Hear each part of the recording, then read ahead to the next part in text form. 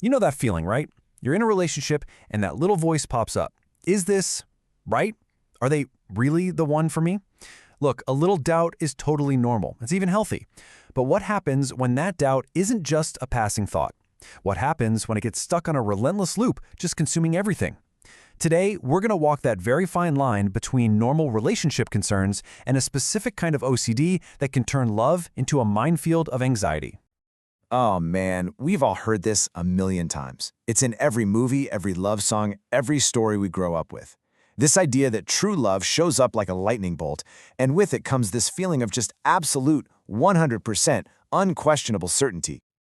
But what if that's not your story? What if, instead of certainty, you feel, anxiety? Instead of that lightning bolts, all you get is this persistent, nagging question mark hanging over your head. Does that mean the love isn't real? Or could something else entirely be going on here? To really get to the bottom of this, we first have to kind of deconstruct the fairy tale itself. The cultural myths we soak up about love can create this impossible set of standards that, let's be honest, very few real-life relationships could ever actually meet. And at the heart of that fairy tale is this: the myth of the one, or MODO for short. It's this really powerful fantasy that your one perfect person is out there, and when you find them, boom, everything just clicks into place.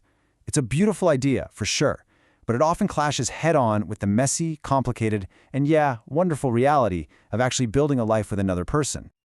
So, MODO basically sets us all up to fail by creating this hidden checklist in our minds. The myth tells us that if you ever think about someone else, or if you don't feel fireworks every single second, or if the relationship isn't always smooth sailing, then something must be deeply, deeply wrong. It leaves zero room for the normal, human ebbs and flows of a long-term connection. Okay, so everyone has doubts. That's a given. But for some people, these perfectly normal questions get hijacked by an anxiety disorder. And that's when they turn from just passing thoughts into these relentless, painful obsessions. And this is what we call relationship OCD, or ROCD. The crucial thing to understand is that it's not actually about the quality of your relationship. It's a malfunction in the brain's doubt processing system. The OCD just happens to latch on to the person you love the most. And that's what makes it so agonizing. It can feel absolutely impossible to tell the difference between a legitimate relationship problem and what's just the OCD talking. All right, let's break this down, because this is where it gets really clear. A normal doubt, that's a big picture question you can think about over time, like, do we share the same life goals? But an ROCD obsession is totally different. It is laser focused on the immediate moment, like, do I feel in love enough in this exact second? It demands a perfect, certain answer right now, and if you don't have that feeling, it treats it like a catastrophe. It's urgent, it's repetitive, and it feels incredibly high stakes. So here's the kicker. The doubt isn't the real problem. The problem is the desperate, exhausting, and ultimately impossible search for 100% certainty that the doubt is wrong. This is the certainty trap. And here's how it gets you stuck. First, an intrusive thought just pops into your head. Because it feels so threatening, it triggers this wave of intense anxiety. Now, to get rid of that awful feeling, you do a compulsion, some kind of mental or physical ritual. And for a second, you get this brief moment of relief. But that relief unfortunately teaches your brain, hey, that ritual worked. We got to do it again next time. And just like that, the cycle gets stronger and stronger.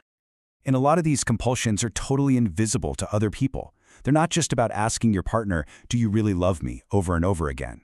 They can be these silent internal rituals, like constantly scanning your body for feelings of attraction, or endlessly comparing your partner to strangers you pass on the street, or replaying old memories to try and prove your love.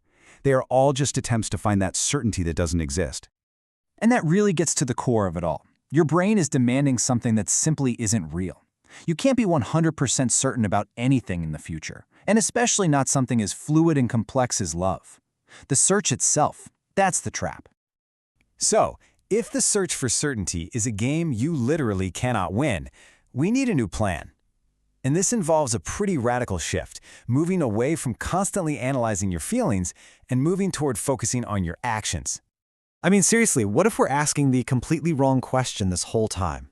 What if the question, am I 100% certain I love this person, isn't a real question at all? What if it's just bait from the OCD designed to keep you spinning in that cycle? What if there's a much better, more helpful question we could be asking? And this right here shows that shift in action. Look at the column on the left.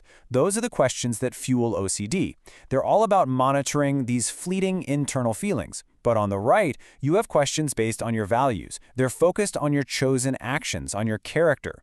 So instead of "do I feel a spark," you ask, "how can I behave as a kind and loving partner in this moment?" You see the difference? One is a trap, the other is a path forward.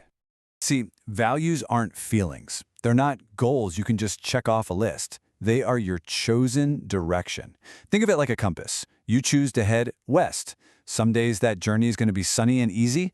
Other days it's going to be stormy and incredibly difficult. But you keep heading west because that is the direction you have chosen. Your values, they are your west. Now, this new approach, it requires a brand new skill. Learning to just let go of the struggle. It means accepting that the doubt and the uncertainty are probably going to be there and choosing to live your life anyway. I love this metaphor. Just imagine your intrusive thoughts are on one end of a giant tug-of-war rope, and you're on the other end, pulling with every ounce of strength you have. It's exhausting, right? And you're not going anywhere. Acceptance is just dropping the rope. The thoughts might still be over there, but now there's no struggle. You're free to walk away and do something that actually matters to you. Here's another way to think about it that might really click for you. You know those little floaters you get in your eyes sometimes? The harder you try to look right at them to make them go away, the more they just dart around and the more you notice them. The only way to deal with them is to stop focusing on them and just get on with what you're doing. And eventually, you forget they're even there. Unwanted thoughts are exactly the same. Acceptance is just letting them float by in your mind's eye. So how do we actually do this? What does it look like in real life? Well, we can use skills like expansion, which just means allowing an anxious feeling to be there in your body without fighting it. We can practice self-compassion, treating ourselves with kindness for having a difficult brain. And we can consistently choose to take actions based on our values, no matter what our OCD is shouting at us. It's all about learning to live in the maybe and being okay with it. And that really boils it all down, doesn't it? The goal is to shift your energy away from trying to solve the thought problem, which is unsolvable, and instead shift it toward living a rich, full, and meaningful life, even if those thoughts are still hanging around sometimes. And that leaves us with one last thing to really think about. Maybe we've just been sold the wrong goal entirely. What if love isn't a destination of perfect certainty that you finally arrive at? What if instead love is an ongoing practice, an act of choosing over and over again to show up for another person with kindness and compassion, especially when it feels uncertain and scary? What if love is an act of courage?